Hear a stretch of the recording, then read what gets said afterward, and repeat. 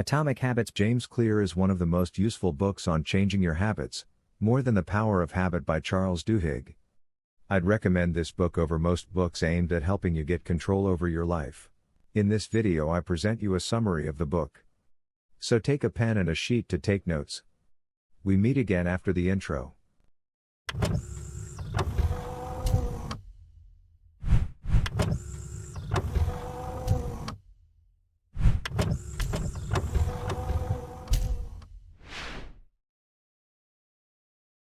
Your outcomes are a lagging measure of your habits. Your net worth is a lagging measure of your financial habits. Your weight is a lagging measure of your eating habits. Your knowledge is a lagging measure of your learning habits. Your clutter is a lagging measure of your cleaning habits. You get what you repeat. But you have to make a difference between goals and systems. Goals are about the results you want to achieve. Systems are about the processes that lead to those results. Goals are good for setting a direction, but systems are best for making progress. Winners and losers have the same goals. Achieving a goal is only a momentary change. Goals restrict your happiness. Goals are at odds with long-term progress. The purpose of setting goals is to win the game. The purpose of building systems is to continue playing the game. You do not rise to the level of your goals.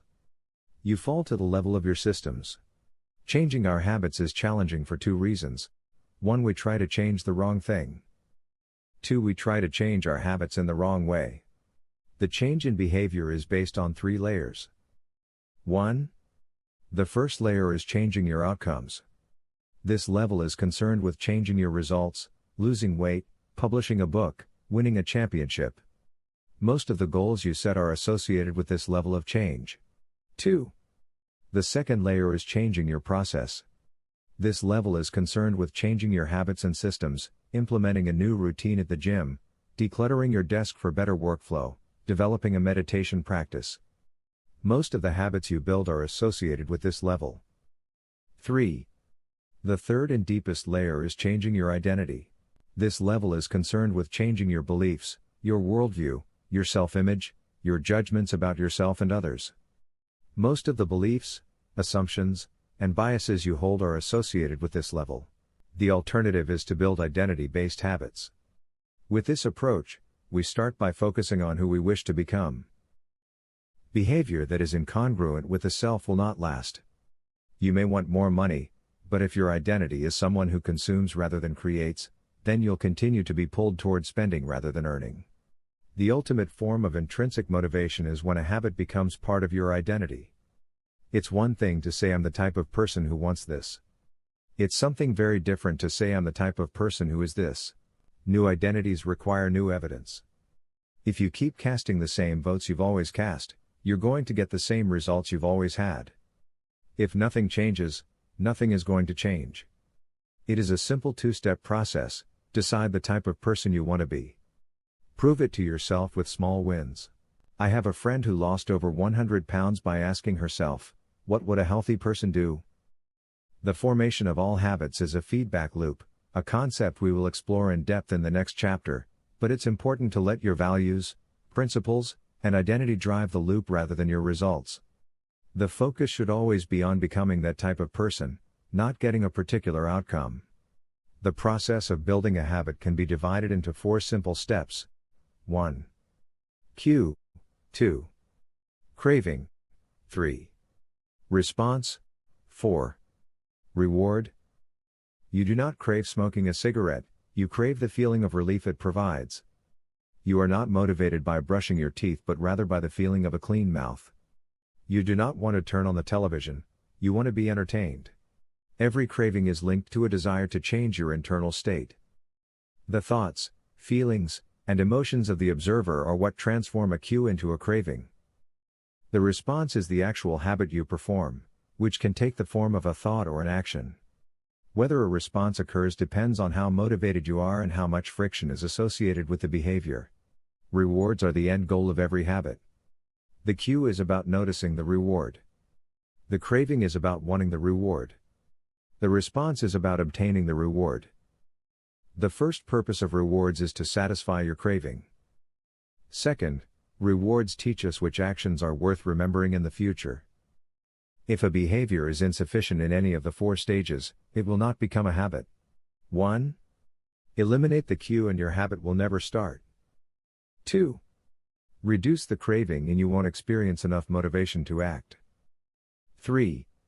Make the behavior difficult and you won't be able to do it. 4. And if the reward fails to satisfy your desire, then you'll have no reason to do it again in the future. Without the first 3 steps, a behavior will not occur. Without all 4, a behavior will not be repeated. The problem phase includes the cue and the craving, and it is when you realize that something needs to change. The solution phase includes the response and the reward, and it is when you take action and achieve the change you desire. You don't need to be aware of the cue for a habit to begin. You can notice an opportunity and take action without dedicating conscious attention to it. Now I present to you the habit scorecard. We need a point and call system for our personal lives. That's the origin of the habit scorecard, which is a simple exercise you can use to become more aware of your behavior. 1. Make a list of your daily habits. 2. Ask yourself, is this a good habit, a bad habit, or a neutral habit? 3. If it is a good habit, write plus next to it. If it is a bad habit, write minus.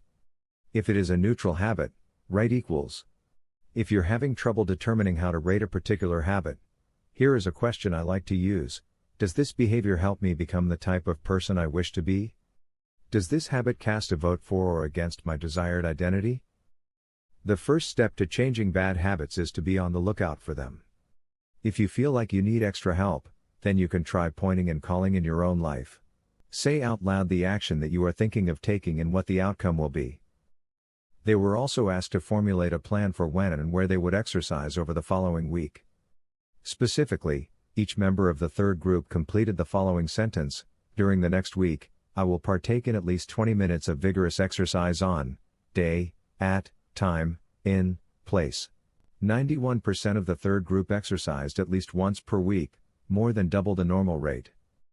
The sentence they filled out is what researchers refer to as an implementation intention, which is a plan you make beforehand about when and where to act. That is, how you intend to implement a particular habit. Many people think they lack motivation when what they really lack is clarity. It is not always obvious when and where to take action. Some people spend their entire lives waiting for the time to be right to make an improvement. The simple way to apply this strategy to your habits is to fill out this sentence: I will, behavior, at, time, in, location. The Diderot effect states that obtaining a new possession often creates a spiral of consumption that leads to additional purchases.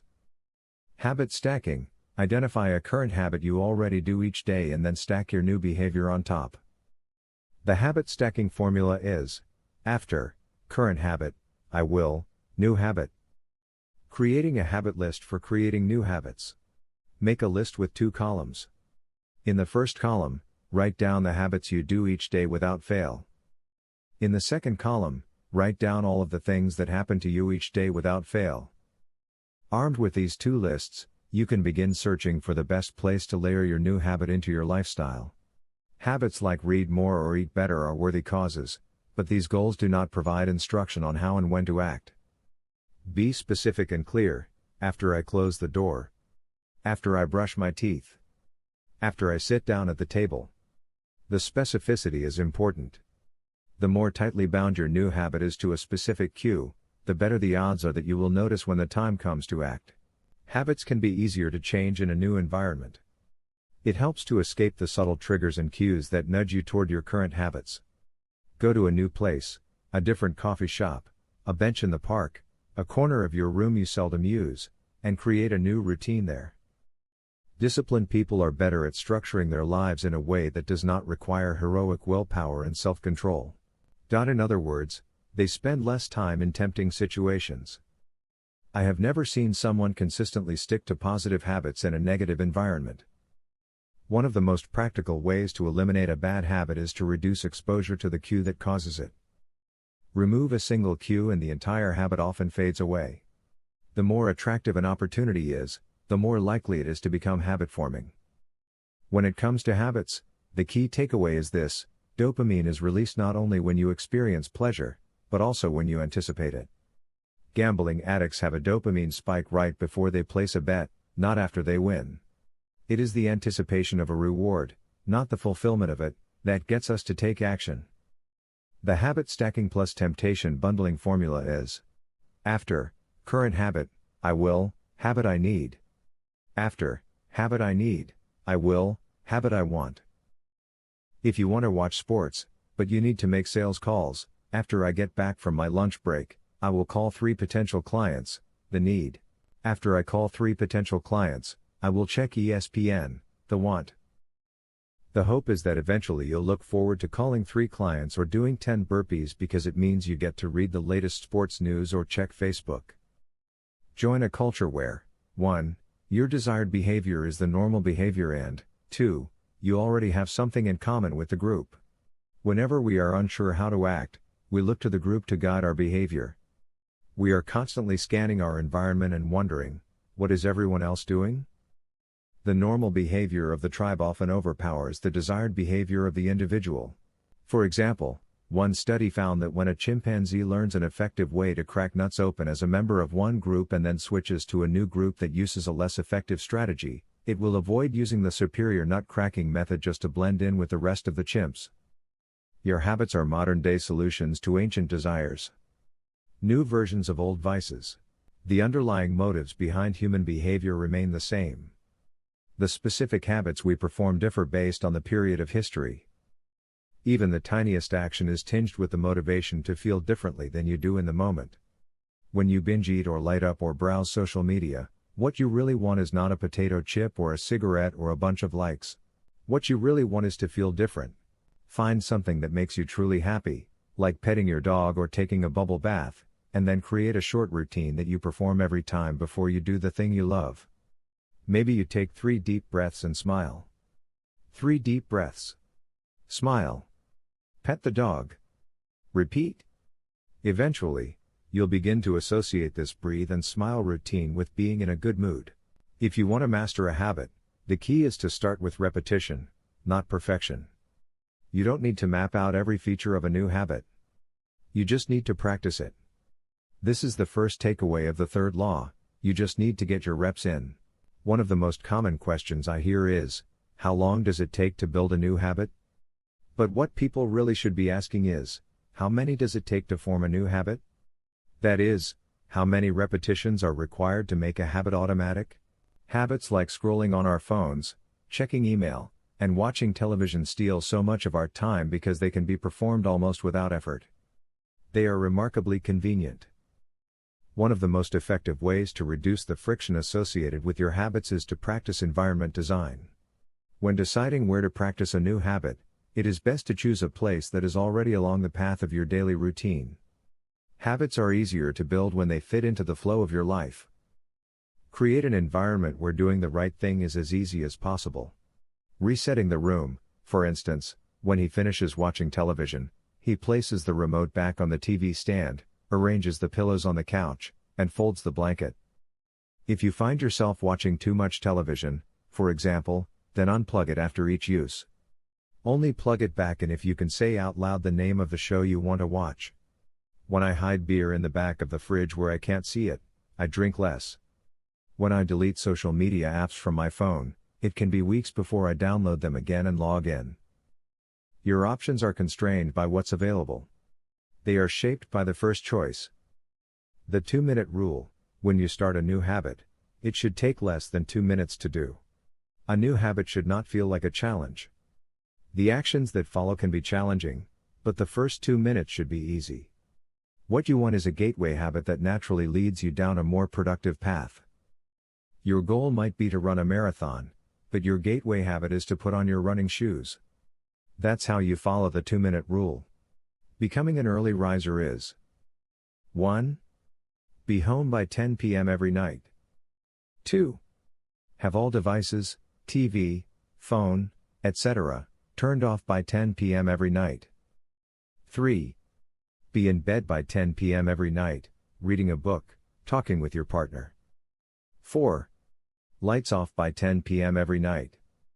5. Wake up at 6 a.m. every day. As mathematician and philosopher Alfred North Whitehead wrote, civilization advances by extending the number of operations we can perform without thinking about them. Stories like these are evidence of the cardinal rule of behavior change: what is rewarded is repeated. What is punished is avoided. You learn what to do in the future based on what you were rewarded for doing, or punished for doing, in the past. Positive emotions cultivate habits. Negative emotions destroy them. One solution is to turn the situation on its head. You want to make avoidance visible. Open a savings account and label it for something you want, maybe leather jacket. Whenever you pass on a purchase, put the same amount of money in the account. Skip your morning latte? Transfer $5. Pass on another month of Netflix? Move $10 over. It's like creating a loyalty program for yourself. One of my readers and his wife used a similar setup. They wanted to stop eating out so much and start cooking together more. They labeled their savings account trip to Europe. Whenever they skipped going out to eat, they transferred $50 into the account. In summary, a habit needs to be enjoyable for it to last. Simple bits of reinforcement, like soap that smells great or toothpaste that has a refreshing mint flavor or seeing $50 hit your savings account, can offer the immediate pleasure you need to enjoy a habit. And change is easy when it is enjoyable. Never miss twice. The first mistake is never the one that ruins you. It is the spiral of repeated mistakes that follows. The more immediate the pain, the less likely the behavior. If you want to prevent bad habits and eliminate unhealthy behaviors, then adding an instant cost to the action is a great way to reduce their odds. As soon as actions incur an immediate consequence, behavior begins to change. Customers pay their bills on time when they are charged a late fee. Students show up to class when their grade is linked to attendance. We'll jump through a lot of hoops to avoid a little bit of immediate pain. Habit contract can be used to add a social cost to any behavior. It makes the costs of violating your promises public and painful. Now, how to create a good habit? The answer to this question is: first, make it obvious. Fill out the habit scorecard. Write down your current habits to become aware of them. Use implementation intentions: I will, behavior, at, time, in, location. Use habit stacking: after, current habit, I will, new habit. Design your environment. Make the cues of good habits obvious and visible. Second, make it attractive. Use temptation bundling. Pair an action you want to do with an action you need to do. Join a culture where your desired behavior is the normal behavior. Create a motivation ritual. Do something you enjoy immediately before a difficult habit. Third, make it easy. Reduce friction. Decrease the number of steps between you and your good habits. Prime the environment. Prepare your environment to make future actions easier. Master the decisive moment. Optimize the small choices that deliver outsized impact. Use the 2-minute rule. Downscale your habits until they can be done in 2 minutes or less. Automate your habits. Invest in technology and one-time purchases that lock in future behavior. Fourth, make it satisfying. Use reinforcement. Give yourself an immediate reward when you complete your habit. Make doing nothing enjoyable. When avoiding a bad habit, design a way to see the benefits. Use a habit tracker. Keep track of your habit streak and don't break the chain. Never miss twice. When you forget to do a habit, make sure you get back on track immediately. Now, how to break a bad habit? The answer to this question is: first, make it invisible. Reduce exposure. Remove the cues of your bad habits from your environment. Second, make it unattractive. Reframe your mindset. Highlight the benefits of avoiding your bad habits. Third, make it difficult. Increase friction. Increase the number of steps between you and your bad habits. Use a commitment device. Restrict your future choices to the ones that benefit you. Fourth, make it unsatisfying. Get an accountability partner. Ask someone to watch your behavior. Create a habit contract. Make the costs of your bad habits public and painful. The greatest threat to success is not failure but boredom. We get bored with habits because they stop delighting us. The outcome becomes expected. And as our habits become ordinary, we start derailing our progress to seek novelty. You need just enough winning to experience satisfaction and just enough wanting to experience desire. This is one of the benefits of following the Goldilocks rule. If you're already interested in a habit, working on challenges of just manageable difficulty is a good way to keep things interesting. I know of executives and investors who keep a decision journal in which they record the major decisions they make each week, why they made them, and what they expect the outcome to be. They review their choices at the end of each month or year to see where they were correct and where they went wrong. I reflect on my progress, or lack thereof, by answering 3 questions. 1.